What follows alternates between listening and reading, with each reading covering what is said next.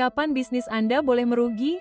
Para amatir akan berkata tidak, tetapi para petinggi tahu bahwa itu tidak sepenuhnya benar. Amazon merugi karena Prime, dan mereka senang karenanya. Berikut alasannya. Selamat datang di Alux. Sekarang, sebelum kita menyelami apa yang terjadi dengan Amazon Prime dan menjelaskan strategi bisnisnya, sudah sepantasnya kita melihat terlebih dahulu bagaimana kinerja Amazon dan sahamnya pada tahun 2022. Kami akan mencoba menjelaskannya sesederhana dan sejelas mungkin. Jadi, berikut beberapa konteksnya. Sekilas pandang pada saham AMZ selama setahun terakhir menunjukkan dengan jelas bahwa perusahaan tersebut mengalami perjalanan yang cukup bergelombang, tetapi tidak ke arah yang diharapkan sebagian besar investor.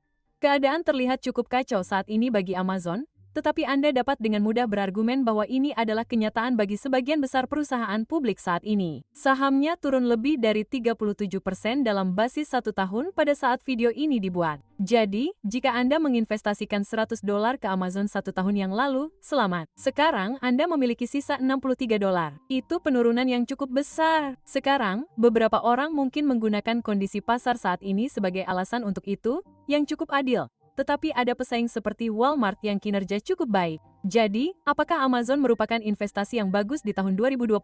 Nah, dari perspektif jangka pendek, jawaban yang logis dan sederhana adalah tidak. Namun, jangan langsung mengambil kesimpulan. Mari kita lihat apa yang dikatakan laporan keuangan mereka. Saham Amazon saat ini memiliki kapitalisasi pasar sebesar $945 miliar. Perusahaan menghasilkan pendapatan sebesar $513,98 miliar pada tahun 2022. Namun entah bagaimana masih berhasil merugi. Jadi, apakah ini bagian dari strategi jangka panjang mereka atau hanya manajemen yang buruk? Yah, keduanya. Pada tahun 2021, mereka menghasilkan laba sebesar $33,36 miliar, tetapi pada tahun 2022, mereka malah merugi. Tepatnya $2,72 miliar. Itu bukan kabar baik bagi perusahaan atau investornya. Satu hal yang perlu dicatat adalah bahwa semua uang yang mereka hasilkan dari menjalankan bisnis mereka pada tahun 2022 sebenarnya berasal dari bagian perusahaan mereka yang bernama AWS, yang merupakan singkatan dari Amazon Web Services. Jadi, meskipun usaha mereka yang lain mungkin tidak berjalan dengan baik, setidaknya mereka memiliki satu area yang masih menghasilkan uang bagi mereka. Faktanya, pada tahun 2022, AWS bertanggung jawab atas semua pendapatan operasional keseluruhan Amazon, yang merupakan uang yang mereka hasilkan dari menjalankan bisnis mereka. Mereka menghasilkan $22,84 miliar, yang merupakan jumlah uang yang sangat besar. Sebaliknya, pada tahun 2021, gabungan Amerika Utara dan internasional, yang merupakan bagian lain dari Amazon, hanya menghasilkan $6,35 miliar dalam pendapatan operasional, yang merupakan jumlah yang lebih kecil. Jika Anda melihatnya dari segi total pendapatan mereka, itu semua uang yang mereka hasilkan, artinya cabang-cabang tersebut hanya menghasilkan laba sebesar 1,56%. Jadi secara keseluruhan, bagus bahwa AWS berjalan dengan sangat baik, tetapi Amazon lainnya harus bekerja keras untuk mengejar ketertinggalan. Satu hal yang perlu diingat di sini adalah pendapatan operasional.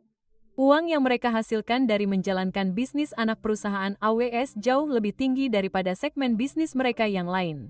Dan ini karena AWS memiliki margin operasi yang sangat tinggi, yang berarti mereka menghasilkan banyak uang relatif terhadap biaya menjalankan bisnis mereka. Pada tahun 2021, margin operasi mereka hampir 30%. Dan pada tahun 2022, jumlahnya masih sangat mengesankan yaitu hampir 29%. Di sisi lain, segmen Amerika Utara dan internasional Amazon memiliki margin operasi yang jauh lebih rendah, yang berarti mereka tidak menghasilkan banyak uang relatif terhadap biaya menjalankan bisnis. Dan ini menjadi masalah bagi Amazon secara keseluruhan karena mereka menghabiskan banyak uang, lebih dari $26 miliar pada tahun 2022.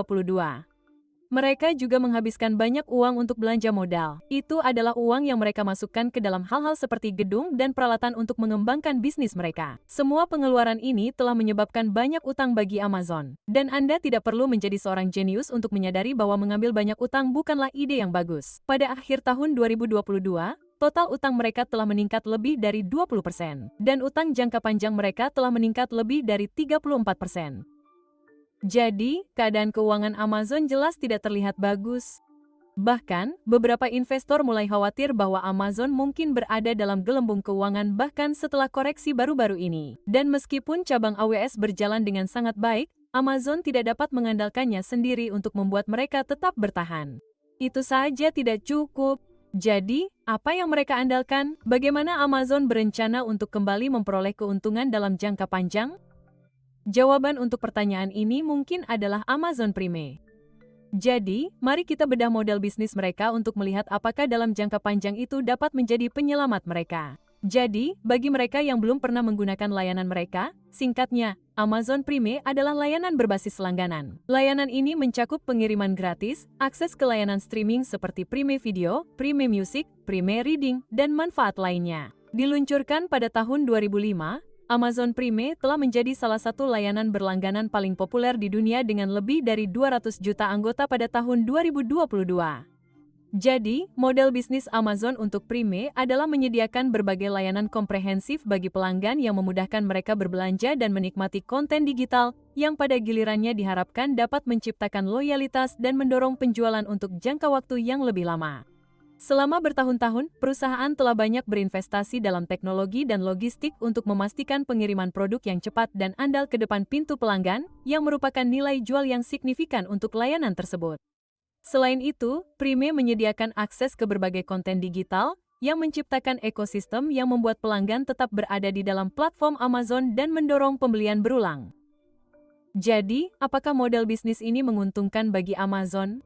Baiklah, mari kita lihat tabel berikut. Pada kuartal terakhir tahun 2022, perusahaan melaporkan pertumbuhan yang mengesankan sebesar 17% tahun ke tahun dalam bisnis berlangganannya, tidak termasuk fluktuasi nilai tukar mata uang asing. Jadi, ini menandai tingkat pertumbuhan yang lebih cepat dibandingkan dengan 4 kuartal sebelumnya. Segmen langganan, yang menyediakan basis pendapatan berulang, dicirikan oleh tingkat pembaruan yang tinggi untuk keanggotaan Prime. Hal ini memberi perusahaan peluang untuk berinvestasi dalam logistik, pemenuhan, streaming video, dan layanan inovatif lainnya. Untuk tahun fiskal 2022, pendapatan segmen langganan mencapai 35,2 miliar dolar. Dengan tingkat pertumbuhan 2 digit yang rendah, basis pendapatan ini berpotensi mencapai 100 miliar dolar pada tahun 2030. Basis pendapatan substansial dari segmen langganan memberi perusahaan keunggulan kompetitif yang kuat terhadap pemain pasar lainnya, mengunci pelanggan dalam ekosistem layanan Amazon. Analisis kompetitif bisnis langganan Amazon dengan bisnis berbasis keanggotaan lainnya seperti Costco, Spotify, dan Netflix mengungkapkan bahwa lini bisnis ini kemungkinan akan menjadi pendorong utama pertumbuhan valuasi Amazon secara keseluruhan.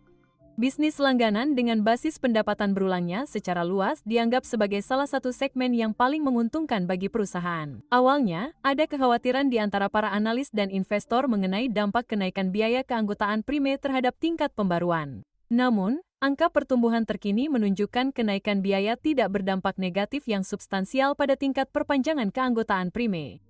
Hal ini menunjukkan bahwa pelanggan menganggap nilai layanan lebih tinggi daripada kenaikan biaya. Hal ini semakin memperkuat potensi pertumbuhan bisnis langganan.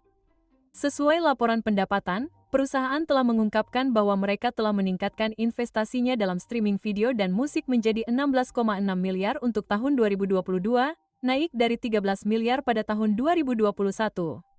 Peningkatan ini menandakan bahwa Amazon telah mengalokasikan sebagian besar, tepatnya 47%, dari pendapatan. Suka nonton drama pendek tapi nggak mau bayar? Di Pain Drama, semuanya gratis. Episode lengkap tanpa keluar biaya. Lebih dari 800 drama pendek tanpa iklan, tanpa gangguan. Pain Drama, aplikasi drama pendek bergaya TikTok. Tonton, bagikan, dan ikuti favoritmu. Unduh sekarang.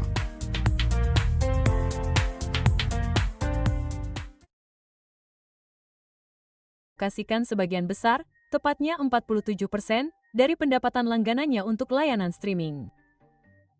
Bisnis e-commerce perusahaan berfungsi sebagai layanan jangkar dan memberi Amazon keuntungan tambahan dibandingkan pesaing streaming videonya seperti Netflix, Disney, dan Apple.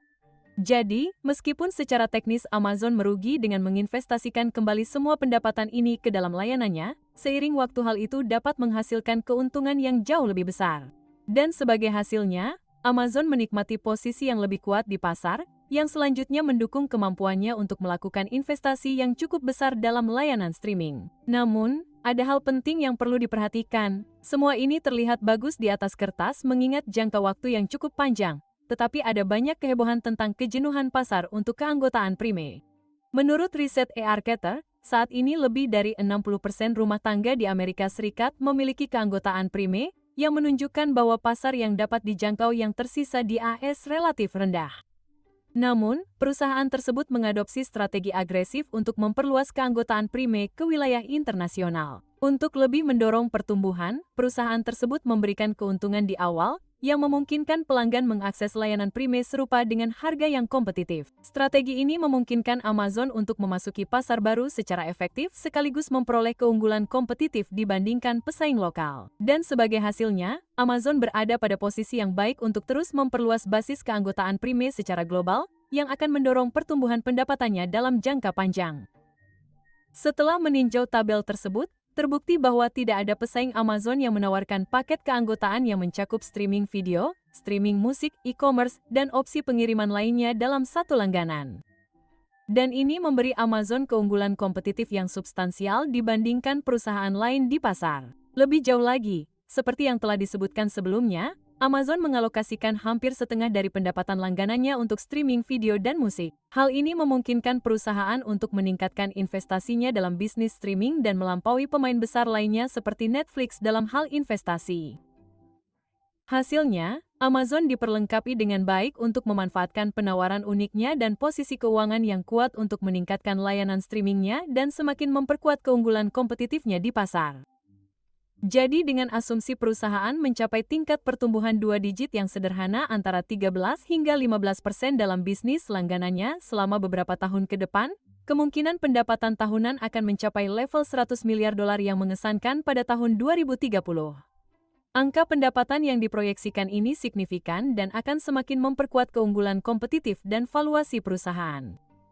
Basis pendapatan sebesar ini akan memungkinkan perusahaan untuk terus berinvestasi dan memperluas ekosistem layanannya, yang pada akhirnya mendorong pertumbuhan pendapatan dan pangsa pasarnya dalam jangka panjang. Hal ini bahkan ditunjukkan oleh keberhasilan terbaru dari serial orisinal terbaru Amazon yang menghasilkan 500 juta dolar di musim pertama. Tentu saja, kita berbicara tentang serial The Lord of the Rings of Power yang kontroversial.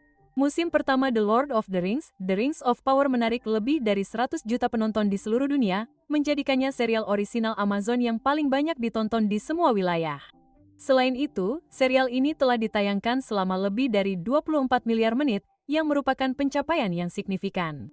Selain itu, selama periode peluncurannya, The Rings of Power menghasilkan lebih banyak pendaftaran Prime di seluruh dunia daripada konten Prime Video sebelumnya.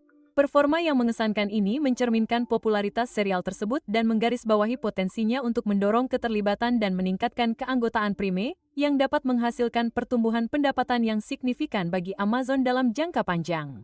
Jadi, dengan mempertimbangkan semua ini, ya, Amazon mungkin berada dalam posisi yang buruk saat ini. Mereka mungkin merugi, tetapi dalam jangka panjang, itu dapat menghasilkan keuntungan yang jauh lebih besar.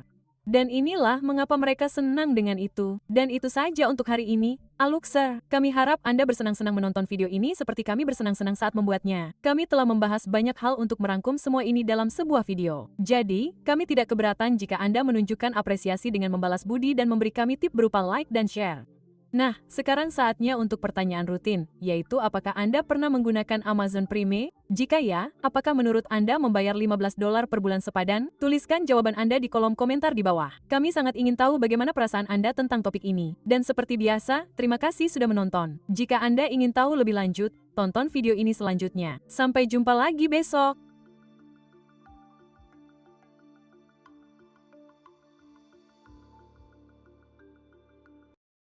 Gue tahu lo kesel banget, benci banget